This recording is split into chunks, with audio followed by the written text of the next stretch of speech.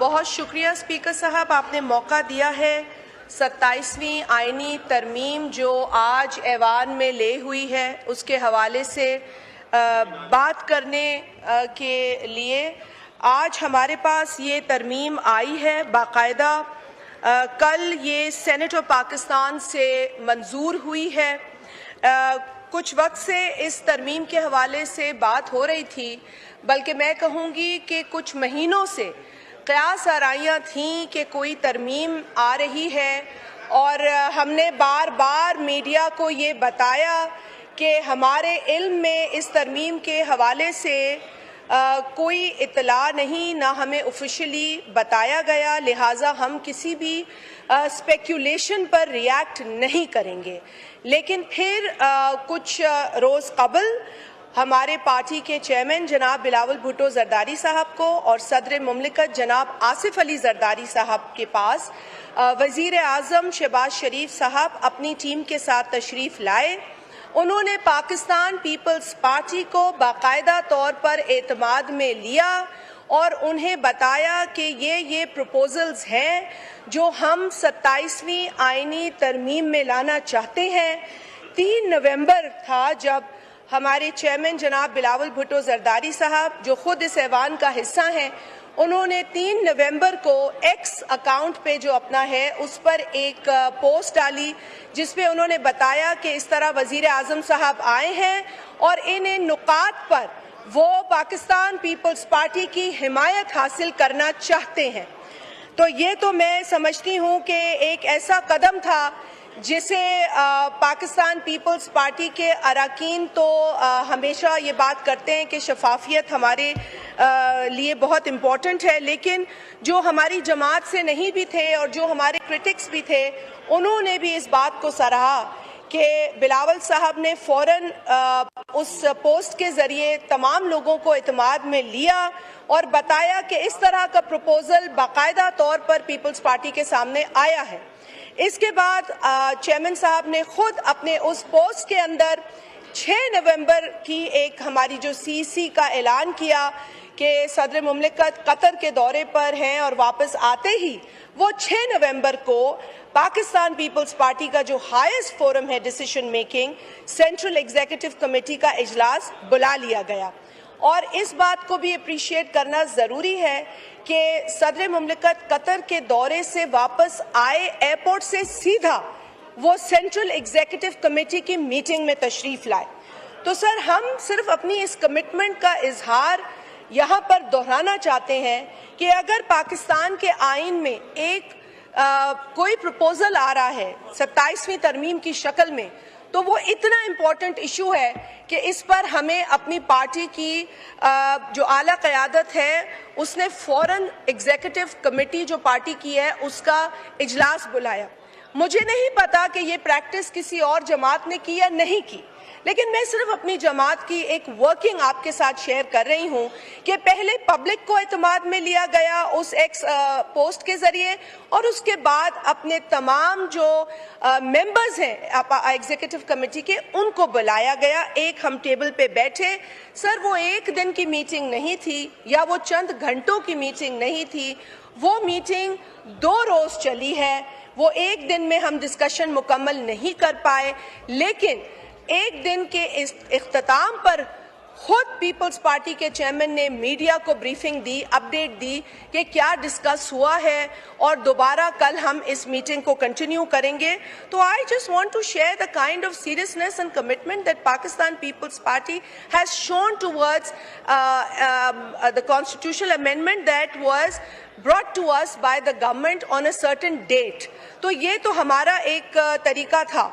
अब सर, क्योंकि ये यहाँ ले हो चुका है, इससे कबल सेनेट में ये ले हुआ, उसके बाद फौरन, and I want to appreciate you particularly here because हमारी जो एडवाइजरी की मीटिंग थी जिसके अंदर तमाम लोग मेंबर्स हैं बशमूल अपोजिशन के, ये वहाँ पे आपने इत्माद में लिया था तमाम लोगों को कि जी पार्लियामेंट्री जो प्रोसीजर्स हैं उनको फॉलो किया जाएगा और दोनों हाउसेस की कमेटी मिलकर जो ही ये अमेंडमेंट सामने आएगी, ऑफिशियल ड्राफ्ट सामने आएगा, तो दोनों हाउसेस की जो कमिटीज़ हैं लॉ एंड जस्टिस की, जो दीगर लेजिस्लेशन को भी देखती हैं, वो फौरन बैठेंगी और इस पर सहर हासिल बहस होगी, जिसमें तमाम अरकान जो इसके रुकन हैं या अगर किसी और को इंटरेस्ट होगा तो वो भी इसमें आ सकते हैं, बैठ सकते हैं, अपनी कॉन्ट्रीब्यूशंस इसमें जमा करा सकते हैं और अपनी राय का इजहार कर सकते हैं.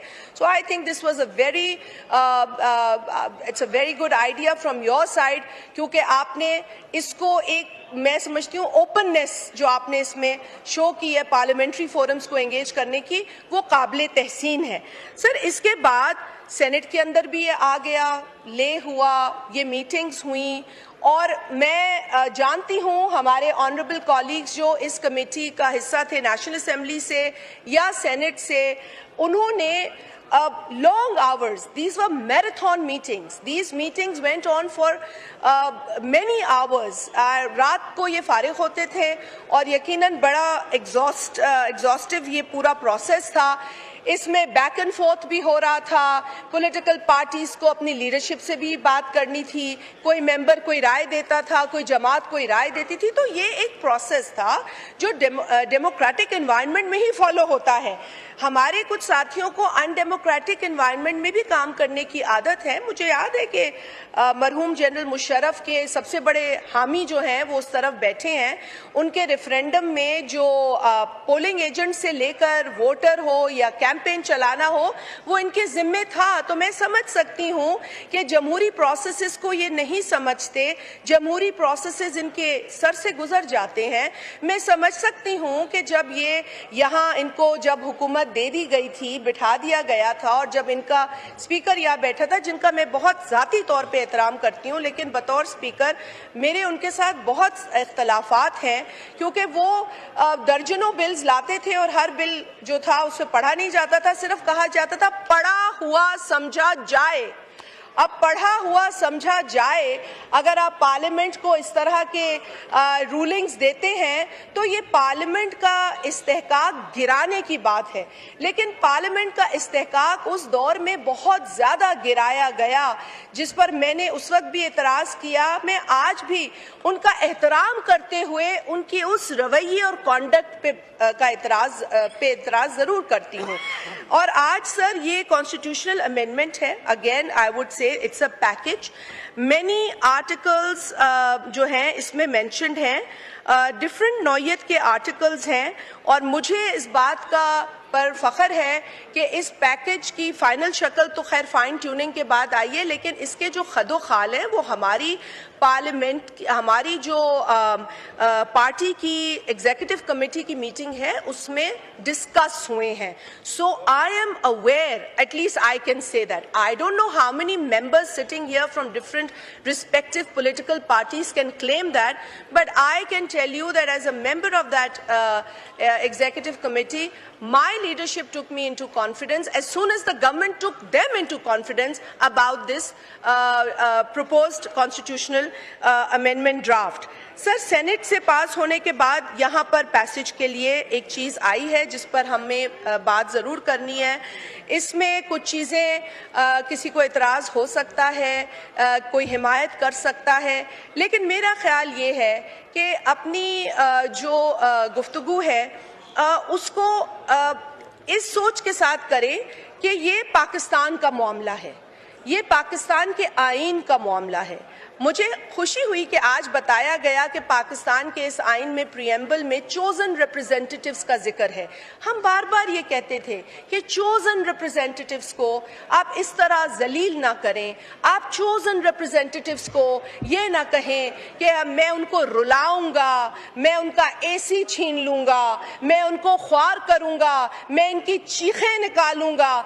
तो हम चोजन रिप्रेजेंटेटिव्स के लिए ये इज्जत आपसे बहुत अरसे से मांग रहे हैं कि चोजन रिप्रेजेंटेटिव्स को आप इज्जत दें. आप कहते हैं कानून के सामने सब जवाबदेह हैं और ये जमहूरियत है.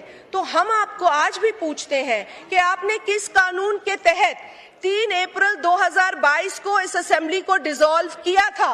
आप बताइए. आप भी कानून के सामने उसी तरीके से जवाबदेह हैं. कल जो मौसूफ यहाँ ये बातें फरमा रहे थे, अगेन मैं उनका जाती एहतराम करती हूँ, लेकिन बतौर स्पीकर उन्होंने वो कुर्सी अपने डेप्यूटी स्पीकर को देकर इस असेंबली को 3 अप्रैल 2022 को डिसॉल्व करवाया। तो आप मुझे बताइए कि आपने ऐसा क्यों किया?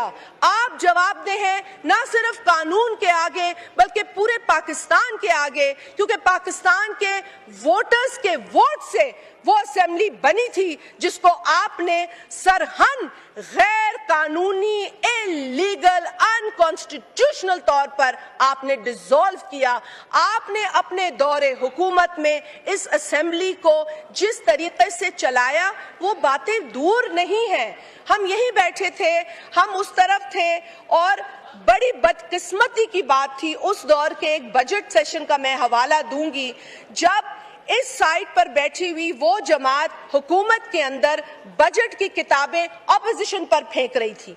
मेरे पास सर मैं अल्फाज नहीं थे। It was the state of shock that we were in, कि यहाँ से मतलब वो पहला बजट था जिस पर गवर्नमेंट ने भी रिएक्ट किया, यानी कि वो शायद अंदर की फ्रस्ट्रेशन थी, क्योंकि इस शख्स को ये फॉलो करते हैं उसकी डिक्टेटोरियल माइंडसेट से ये सब वाकिफ हैं। दे ऑल नो कि वो शख्स कैबिनेट मीटिंग्स कैसे चलाता था, अब्रप्टली उठ जाता था कैबिनेट मीटिंग के साथ, कंक्लूड नहीं करता था, लोगों को हाथ नहीं देता था, सरिया में सब दे नो। जो इज्जतदार आदमी है वो कसम खा के मुझे कहे कि मैं गलत हूँ। अगर मैं गलत हूँ, देखिए इज्जत और बेइज्जती अल्लाह के हाथ में है।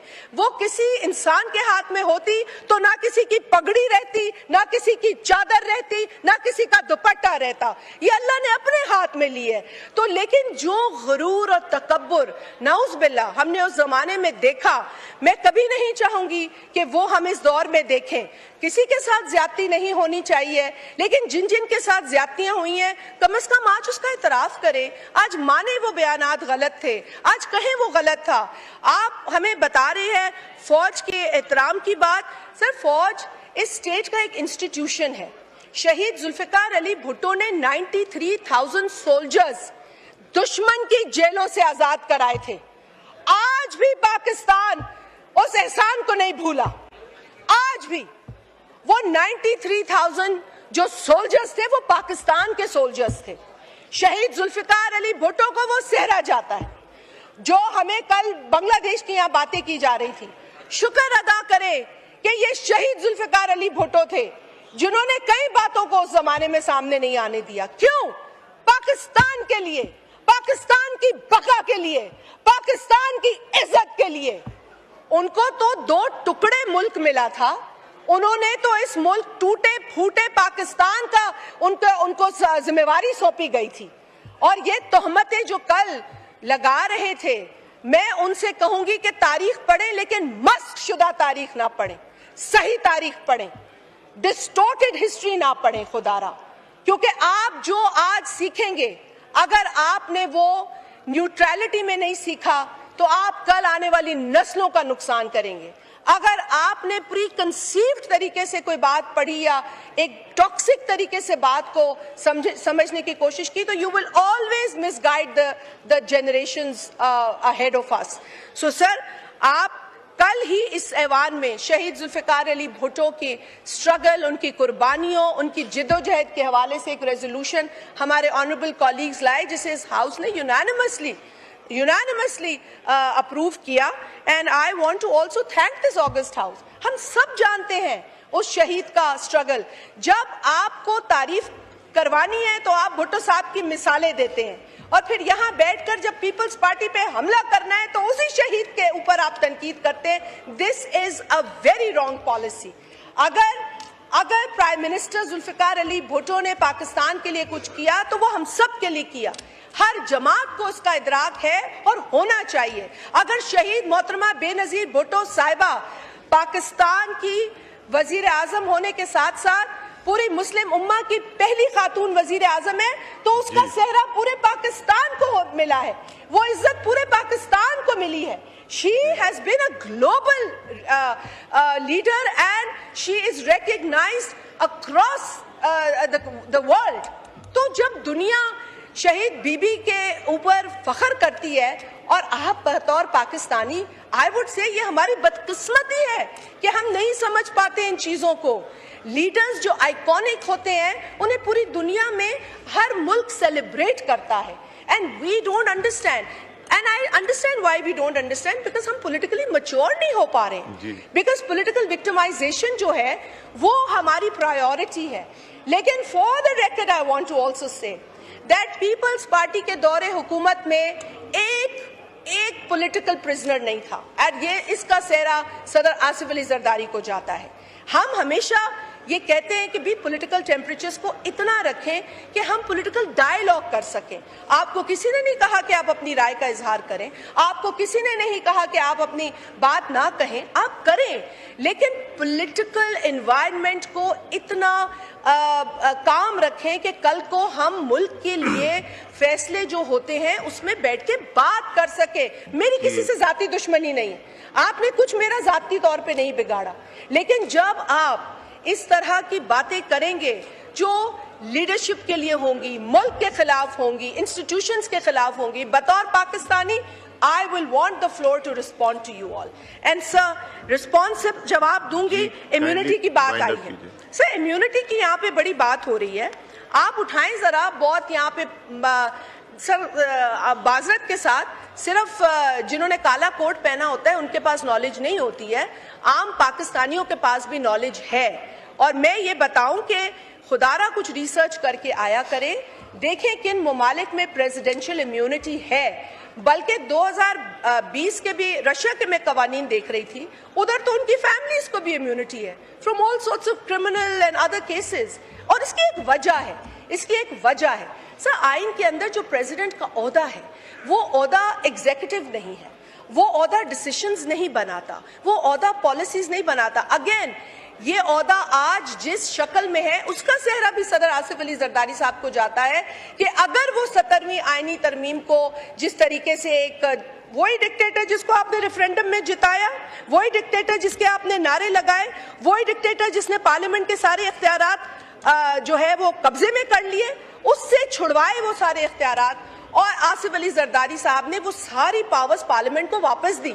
अगर आप ही के पसंदीदा उस शख्स के लॉज आज नाफिज होते तो पार्लियामेंट में आप और हम ये बात नहीं कर रहे होते, कभी हमारे पास ये राइट नहीं होता। So this sir I want to finish sir, immunity presidents को दीगर ममालिक में भी है। I take offence to this जुमला कि आई थिंक यहाँ पे मैंने लिखा भी है कि कहा गया विच वॉज वेरी अनफॉर्चुनेट, बार बार एक बाकू तरमीम। So what is this?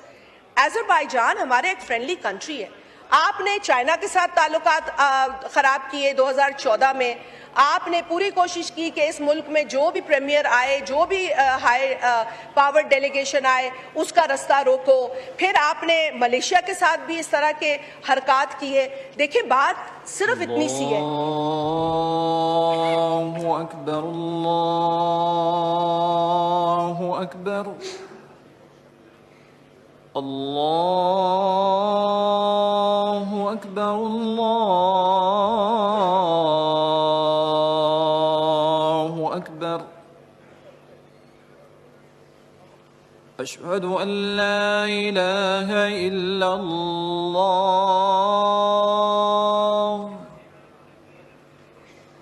अशहदु अन ला इलाहा इल्लल्लाह,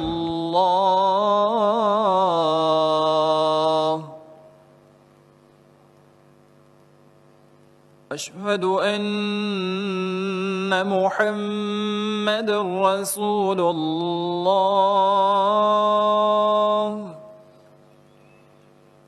अशहदु अन्न मुहम्मदर रसूलुल्लाह।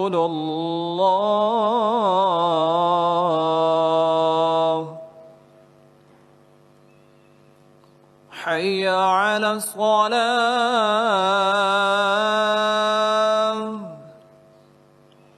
हय्य अला स्सलाह,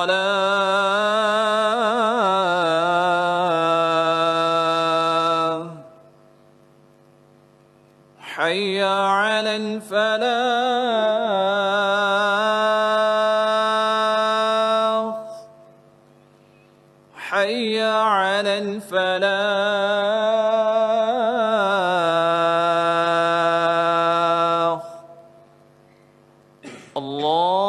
الله أكبر الله أكبر لا إله إلا الله.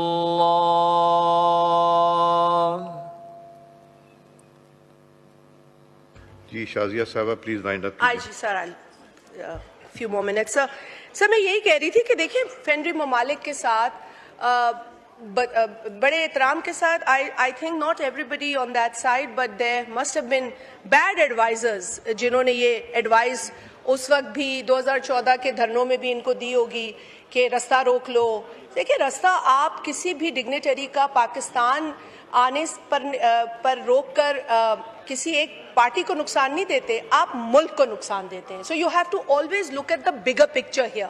ये बिगर पिक्चर जो है ये नहीं देख पाते. सर एक जो बात, एक तो इम्यूनिटी पे मैं कहूँ कि presidents in different countries of the world have such immunity, और मैं यही बात कर रही थी कि उनका जो ओहदा है वो सेरेमोनियल है, एग्जीक्यूटिव नहीं है, और ये एक ऑनर उनको दिया जाता है. अगर उनके ऊपर ये तलवार लटके, again political victimisation is a reality in this country and it's very unfortunate. Political victimisation का एंड होना चाहिए. नैब का इदारा बना किस लिए, इस्तेमाल किस लिए, वो हम सब जानते हैं. इस नैब को आप लोगों ने तो जिस तरह इस्तेमाल किया वो आप भी जानते हैं. नैब की प्रेस कॉन्फ्रेंस बाद में आती थी, आप लोगों की प्रेस कॉन्फ्रेंस पहले आती थी कि ये केसेस बन रहे, फिर आप लोग भी नैब के साथ बैठ के प्रेस कॉन्फ्रेंसेस करते थे. ये सब हुआ है आपके 4 साल दौर में, किसी से ढका छुपा नहीं है. सो हमें लगा कि अगर आप शायद ये चीजें खत्म करना चाहते हैं, लेकिन आपने तो वो चीजें बहुत खुशी से इस्तेमाल की. सो जब ये चीजें एक माहौल हो तो द प्रेसिडेंट का जो ओहदा है उसको ऑनर ही मिलना चाहिए. कम से कम उसको ये खतरा नहीं होना चाहिए कि भाई जो मैंने जिन चीजों पर दस्तखत किया या जो एग्जीक्यूटिव ऑर्डर्स मेरे पास आए फॉर अप्रूवल और एंडोर्समेंट, उसके करने के बाद मुझ पर और मेरे खानदान पर इस तरह की तलवार लटक रही होगी. So it's just an honour for a ceremonial head of the state. और सर दूसरी बात, मैं जो पीपल्स पार्टी को अप्रिशिएट करूंगी, अपनी जमात को, कि सर हमारे पास एक प्रपोजल आर्टिकल 163A का भी आया था जिसे हमारी सेंट्रल एग्जीक्यूटिव कमेटी ने मंजूर नहीं किया. 18वीं तरमीम में जो डिवॉल्व सब्जेक्ट्स थे उनमें से कुछ वापस लेने का प्रपोजल था. वी डिडंट अप्रूव दैट, और हमें ये ताना पहले मिल रहा था जब ये बात हो रही थी कि जी 18वीं तरमीम को पीपल्स पार्टी छोड़ देगी. हमने पहले भी कहा है we are committed to provincial autonomy, we will remain committed to provincial autonomy. But एक बात बड़ी इट वाज लाफेबल कि पहले हमें 18वीं तरमीम का ताना मिलता था, जब गवर्नमेंट ने 18वीं तरमीम में कुछ चेंजेस की बात की तो हमें ये ताना मिला कि अब हम इसे प्रोटेक्ट नहीं करेंगे. सो आई डोंट अंडरस्टैंड कि पीपल्स पार्टी पे तनकीद को करने से पहले तनकीद करने वाले समझते क्यों नहीं. सर एक मिसकंसेप्शन है जो मैं क्लियर करूंगी. डुअल नेशनैलिटी के ऊपर एक सोचा समझा गलत बयानिया दिया जा रहा है कि पाकिस्तान में जो भी आएगा उसकी डुअल नेशनलिटी उसको खत्म करनी होगी. Sir this is wrong, this is fake news, this is propaganda against this amendment. मैं इसको क्लियर कर दूं सर, एक प्रपोजल आया था कि जी सिविल सर्वेंट्स की डुअल नेशनलिटी के हवाले से एक प्रपोजल है जिसके ऊपर बात की जा रही थी, वो अभी भी अंडर डिस्कशन है, but it was for the civil servants, bureaucrats, it was not for Pakistanis. Otherwise ये गलत बात है.